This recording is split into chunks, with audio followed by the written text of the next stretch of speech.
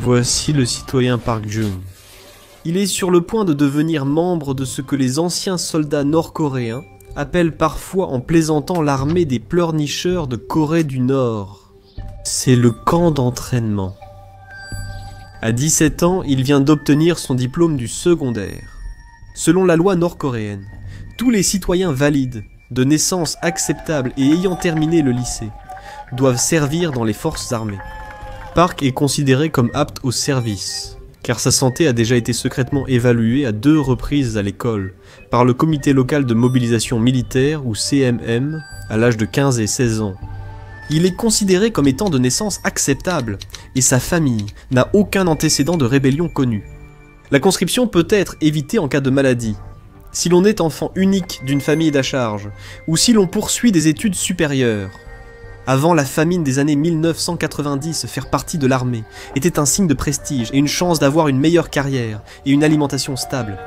Aujourd'hui, beaucoup de gens à travers le pays sont prêts à tout pour éviter d'être enrôlés, car travailler ailleurs rapporte plus.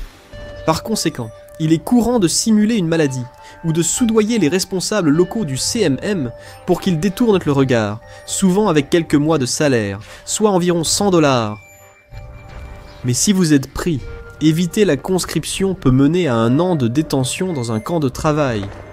Park est issu d'une famille ouvrière et est en forme. Ainsi, comme les autres garçons de sa classe, Park est enrôlé dans l'armée populaire de Corée, prêt à commencer son service de 7 à 8 ans en tant que membre des forces armées, selon les informations recueillies en 2021. Les filles de sa classe sont également enrôlées, pour une durée de 5 ans. Park est envoyé rejoindre l'armée populaire de Corée, qui est divisée en plusieurs branches. La force terrestre de l'armée populaire de Corée, qui est l'armée conventionnelle, la marine populaire de Corée, et la force aérienne populaire de Corée, dont les rôles sont explicites.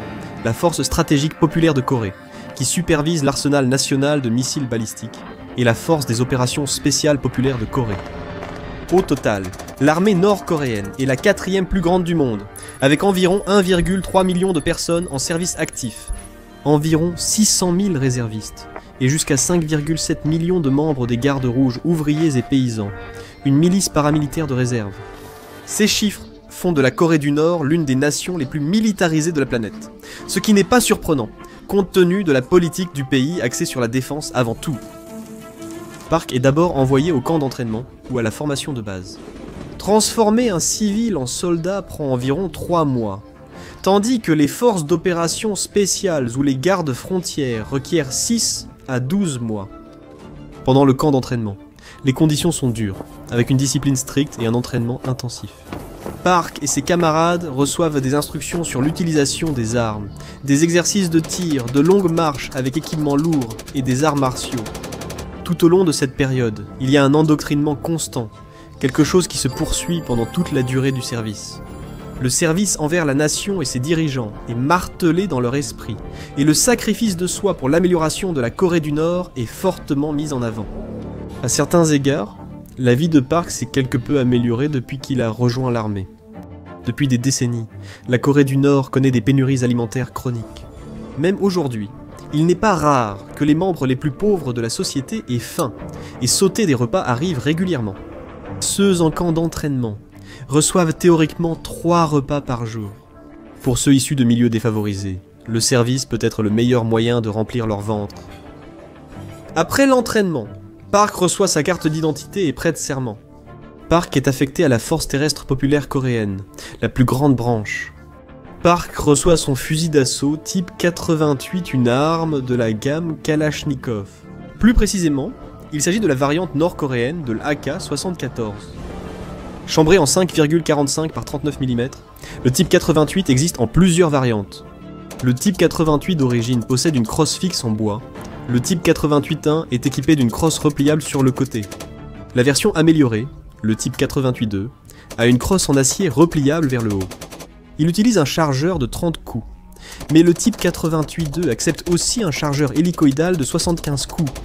Parmi les autres armes encore utilisées par la Corée du Nord figurent le type 68, une copie de l'AK-M, et le type 58, un clone de l'AK-47, type 3 original, ainsi que des armes non dérivées, de l'AK, comme le SKS, le PPSH-40 et 1, et le RPG-7, ou encore des copies nord-coréennes ou chinoises de ces armes soviétiques.